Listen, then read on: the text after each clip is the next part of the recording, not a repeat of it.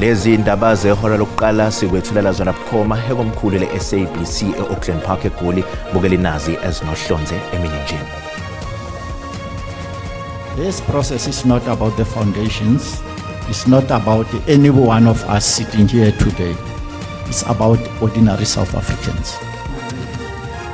Ikomiti lesikhashana eliqhuba amalungiselelo omhlangano wokuqala ozokwendlalela ngesithangami se-National Dialogue sithi-ke ukhoxa kwezinhlangano ezizimele ngeke kuphazamise uhlelo lokusingathwa komhlangano ngolwesihlanu.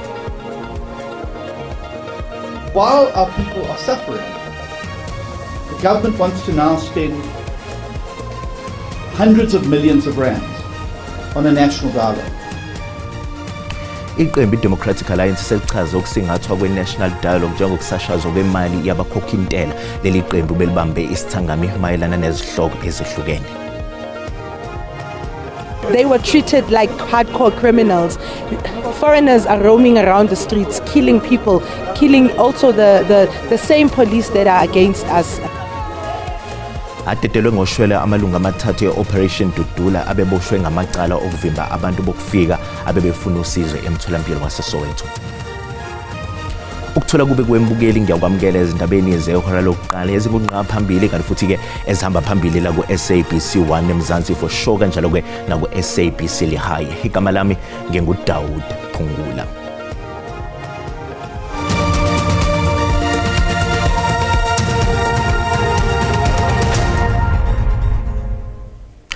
Ikomiti lesikhashana eliqhuba amalungiselelo omhlangano wokuqala ozokwendlalela ke isithangami sengxoxo ngesimo sezwe yaziwa nge-National Dialogue lithi ukuhoxa kwezinhlangano eziqhamile ekomitini ngeke kuphazamise ukuqhubeka komhlangano wokuqala osobekwa okulindeleke uqale ngolwesihlanu ePitoli. Ekseni namhlanje amalungu ekomiti elihola amalungiselelo omhlangano wokuqala ozocaba indlela ngokuqaliswa kwesithangami sengxoxo ngesimo sezwe abize isithangami labezindaba ngenhloso yokudalula izinhlelo zokuqhubeka komhlangano wokuqala okulindeleke ukuthi uhlale eNyuvesi Unisa kusukela ngolesihlanu. Ikomiti lithe umbuzo ongundabuzekwayo ngesamba semali ezosetshenziswa ukukhukhulela ngoqo wezithangami zengxoxo izocaca kahle emva komhlangano wokuqala ozongena ngolesihlanu. The total budget for the National Dialogue will be developed as the structure and form of the community dialogues are finalized by the National Convention and will depend on in-kind contributions, donations, and other sources that can be mobilized and will be mobilized from various stakeholders across all sectors of our society. Lo mhlangano wekomiti ulandele eduzane isimemezelo sesikhwama sezinhlangano eziqhamile ezahlukene okubalwa kuzo iThabo Mbeki Foundation, iSteve Biko, iChief Albert Luthuli Foundation kanye nezinye ezine ezimemezele ukuthi ziyahoxa ekuqhubekeni nokuba yingxenye yokuhlela komhlangano wokuqala weNational Dialogue. Amalungu ekomiti athi ukuhosha imfe kwalezi zinhlangano ngeke kunyabeze ukuqhubeka nokwendlalela kwesithangami sengxoxo ngesimo sezwe. I don't think we are alarmed by any stretch of imagination by the departure of the foundations as it was asked. This process is not about the foundations. It's not about any one of us sitting here today. It's about ordinary South Africans. I don't think there is a slightest impact. Izinhlangano esezihoxile kulindeleke ukuthi zibambe esaso isithangami kuleli sonto ngenhloso yokubeka uhlangothi lwazo ngaphambi kokuqala komhlangano wangolwesihlanu. Iqembu i-Democratic Alliance seliphindela kugcizelela ukuthi ngeke libe yingxenye yezingxoxo zikazwelonke ezimayelana nesimo sezwe phecelezi i-National Dialogue ngelithi uhulumeni uchitha imali ezintweni ezingafanelekile ekubeni abantu bakuleli bekhungethwa ubupha. Lokhu kudalulwe komholi waleli iqembu Johnston Hazen esithangamini nabezindaba eGoli namhlanje ekseni kanti ngaphezulu kwalo kuleli iqembu lithi alisiboni neze isidingo sokwengeza amaqembu kuhulumeni wobumbano kwazise sivele sithe xaxa isibalo sawo. Our truth. South Africa's economy is in the ICU. Over the last 15 years, our GDP per capita has shrunk by 10%. Unemployment has climbed from 22% to nearly 33%. Umholi we-Democratic Alliance Johnston Hazen usephinde wagcizelela ukuthi leli qembu ngeke libambe iqhaza izingxoxweni ezikazwelonke ezimalungana nesimo sezwe ngelithi uhulumeni uchitha imali ezintweni ezingafanele futhi ezingenasidingo. While this country is bleeding and while our people are suffering, the government wants to now spend hundreds of millions of rands on a national dialogue, a talk shop with no action, no reform, no plan, and now by the looks of things, even more dwindling support. Malungana nodaba lokwandisa isibalo samaqembu angaphansi kohulumeni wobumbano, iDA ithi bingekabhungi ngalolu daba neANC. I don't believe that expanding the GNU is going to assist the GNU to go forward. I think it's going to complicate things even further. We already have 10 parties in the GNU. It's one of the largest coalitions in the world. And I think that there should be rather more energy and focus spent on improving the relations amongst parties within the GNU.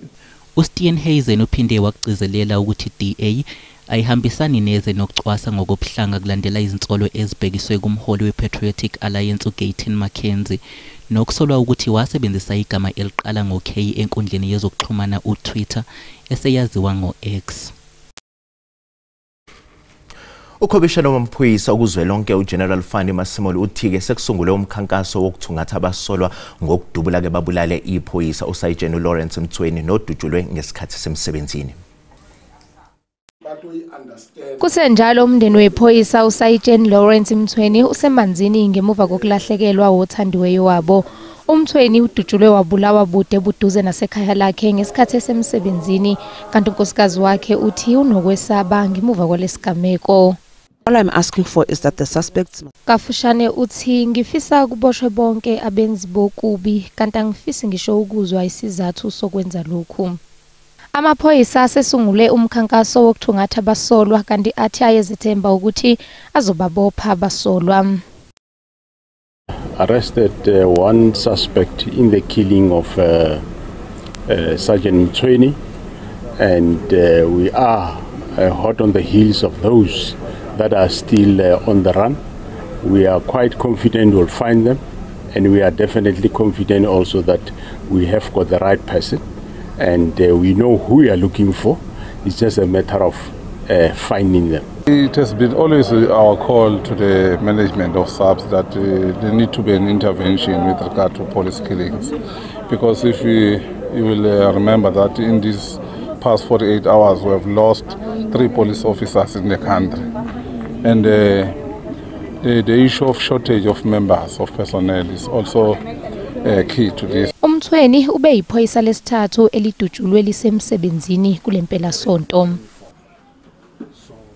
Inkantolo yemantshi yase-Orlando Soweto ibadedele ngesexwayisa abesifazane abathathu abebekhalelwe amasongo kaSigonyela ngezitsolo zokuthi bagasele emtholampilo iLillian Ngoyi eSoweto. Laba-ke bobathathu bangamalungu enhlangano i-Operation Dudula.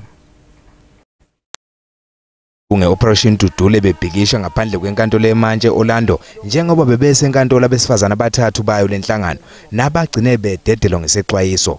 Laba bobathathu bebeboshwe ngolwesine esontweni eledlule ngensolo zokuthi bebehambe bevimba iguli beyibuza ngobuzwe bazo esikhungweni sezempilo. Abeyindaba abazange bevunyelwe ukuba bengene enkantolo. Kusenjalo omunye walaba bebeboshiwe uchaze indlela abaphathwe ngayo. I was so traumatized ngoba ngispende ne-Women's Day ejele, the way bebangakhona basiphatha kabi ngakhona bengazathi asabantu besifazane. Singena ngolesine sizathi athola izinto zokugeza ngomgqibelo ntambama bebangafuni ukuthi sibonwe, bangafuni ukuthi silethelwe ukudla. Umengameli Operation Dudula uZandile Dabula ukhale ngendlela umthetho ocindezela ngayo abantu bakuleli, wabalula ukuthi umthetho uyehluleka ukusebenza mangaba bokufika bebulala amaphoyisa benza nokunye okuyizenzo zobudlova. They were treated like hardcore criminals. Foreigners are roaming around the streets, killing people, killing also the same police that are against us, but nothing is happening. They are free, they are moving freely, but when our people get arrested, that's the treatment that they're getting inside. Laba bazophinde bevele enkantolo mhla ziyishumi kumandulo. Liyaqhubeka enkantolo yeManchester City icala labalisi abayisithupha abasolwa ngokubulala abantu abayi-18 esigodini saseNgobozane eLisikisiki nyakenye. Ukuzwayeka kabanzi ngokuqhubeka enkantolo manje siphonsa-ke izintambo entatheleni ye-SABC Nkululeko Nyembezi enkaniseke khona enkantolo yaseLisikisiki. Nkululeko asikwamukele-ke ezindabeni zehora lokuqala emini. Lesicawuke sesingene esontweni lesibili njengoba-ke sihlelele ukuqula amasonto ayisishiyagalombili. Ake nje usithathu sibeke esithombeni ngokuqhubeka enkantolo namhlanje. Enkosi kakhulu kuwe nabaphulaphuli omhlanje nababukeli. Namhlanje ke umbuso ubize elinye ingqina xhayelo ngalomhla wesiganeko mhlawumbe usuku nje emva kwenzeke isiganeko ngoSeptember wonyaka ophelileyo uConstable Athenkosi Dapi lapho ke axelele inkosi enkantolo ukuba ngolusuku wafika kulomzi kwakwenzeke isiganeko wafika kukhona indoda yimbi ayibiza ngokuba yayingusikhumbuzo. Le ndoda kuthi ke yambiza ngaphakathi yambonisa imbumbulu ebonakala uba zasesetshenzisiwe nalapho wathi waziqokelela ke zanhlanu xa zonke kodwa ke xa iqhubeka ekhangela emakamereni wafika kukhona ke ezinye imbumbulu nazo ke zibonakala ke zinegazi. Kuye ke onikeze ubungqina njengoba sithetha nje and emveni koko uye wanikwa ithuba lengoku ukuba amagqwetha aphose imibuzo apha kwelingqina nalapho ummangalo lokuqala njengoba sazi uba umzukisi Ndamase ongummangalelwa wokuqala uligqwetha ngokwakhe uyazimela kwelityala waphosa imibuzo ke ukuba mhlawumbe ke xa esithi wafika ukhona indoda ekuthiwa ngusikhumbuzo kule ndawo yexhwayelo ngakube mhlawumbe yena angana ubungqina obuzo zamatyala naxa kanti obungqina wafika sekukhona umuntu ongaphambili ngakube mhlawumbe xa kufakwe eza tape mhlawumbe kuthiwa i-crime scene ithetha ukuthi naloo nto uba ngamhlawumbe ithetha ukuba ungena wangena kanjani engakwindawo yexhwayelo ezama ukufumana ke impendulo wabe seyicacisa ke uNdamase ukuba ke wayengekho kule ndawo wayesetrongweni kusukela ngo-2007 engaphakathi etrongweni. Ityala liyaqhuba. Bukele sibonga kakhulu yona-ke intatheli yeziko lezindaba ze-SABC Nkululeko Nyembezi esibikela bukhoma-ke eSelsikisiki. Bukele-ke sisathi qu ezitolo kanti uma sibuya sizokuphathela uWT. Into edala ukuthi kuphazamiseke ukufunda ngoLesihlanu izinto esizitholile kumalungu omphakathi ukuthi kunomntwana oshonile la endaweni okulezi zinto zama-gangsterism. Sekuqalile ukufunda nokufundisa esikoleni iJG Zuma High School kwaMashwe enyakatho yeTheku ngemva kokuthi udlame phakathi kwamaqembu ezigelekeqe lwaphoqa ukuthi kuvalwe lesikole ngoLesihlanu.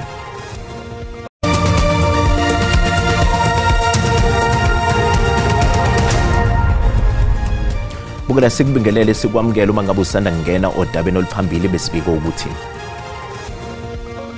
ikomiti lesikhashana eliqhuba amalungiselelo omhlangano wokuqala ozokwendlalela isithangami se-National Dialogue sithi ukhoxa kwezinhlangano ezizimele ngeke kuphazamise uhlelo lokusingathwa komhlangano ngoLesihlanu. Bukela sikhumbuza ukuthi lezi ndaba ziyatholakala ku-YouTube naku-SABC Plus ngena kuzozicinge ngamagama athi SABC izindaba nakanjani uzosithola ngomjalo bazo.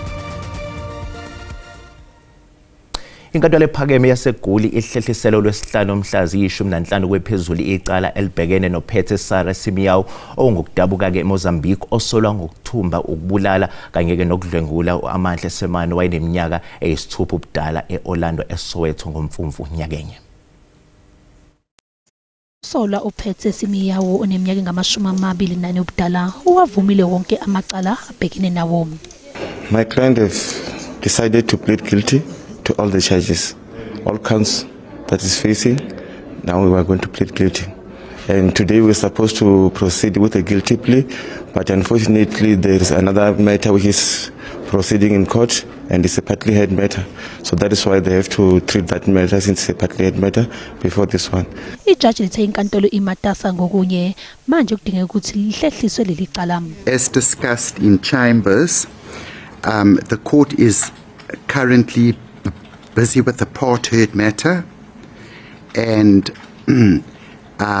it is envisaged that we will commence with this trial this coming Friday.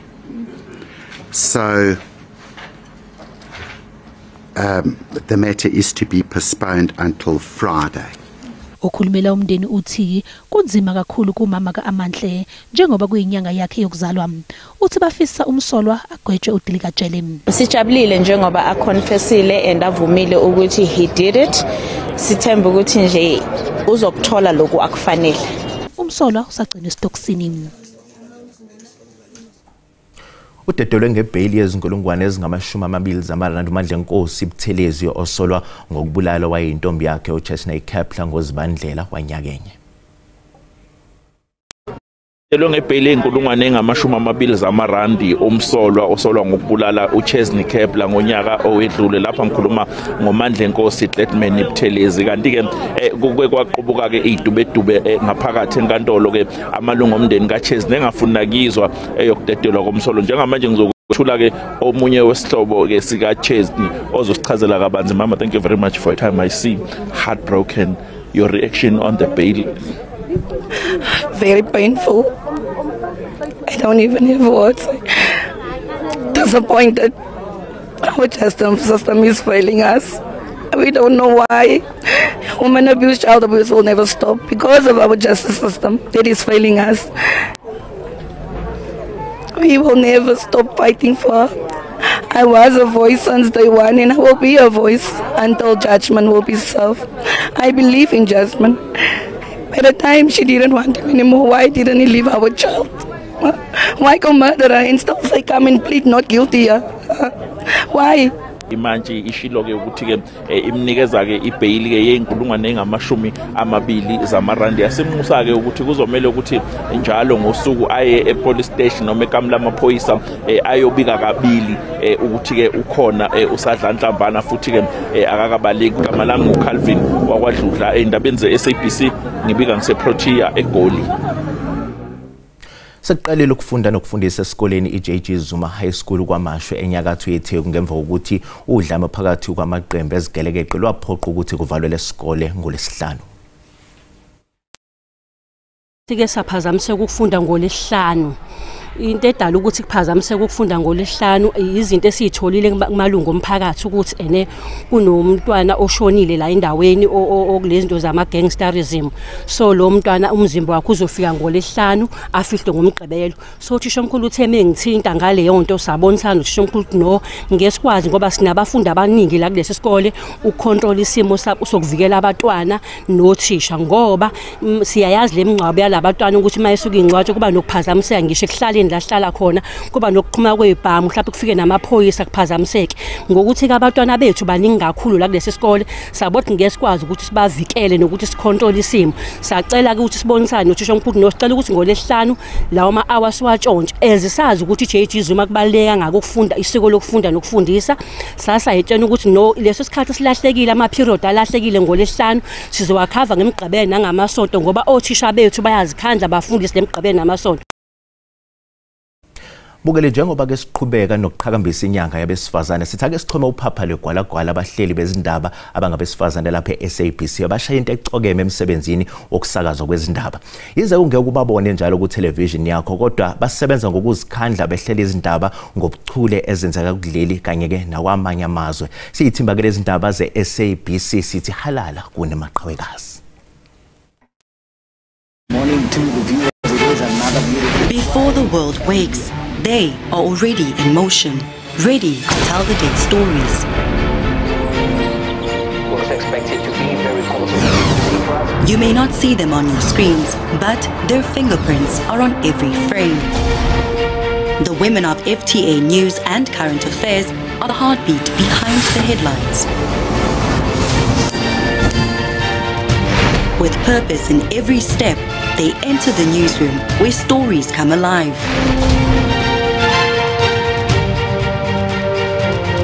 They don't chase the spotlight, but every single day, they shine.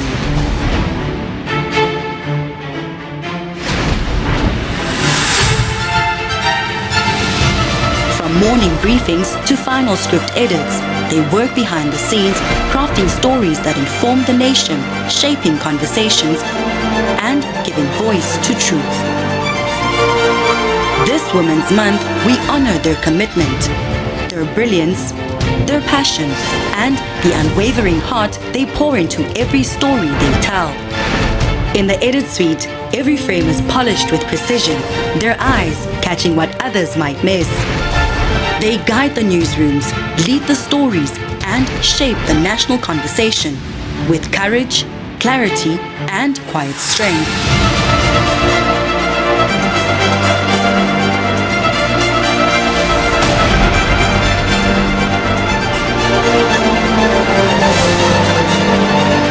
To the women who bring us the truth, we see you, we celebrate you, and we thank you. Bukela umhlahlo wesimo sezulu uyalandela.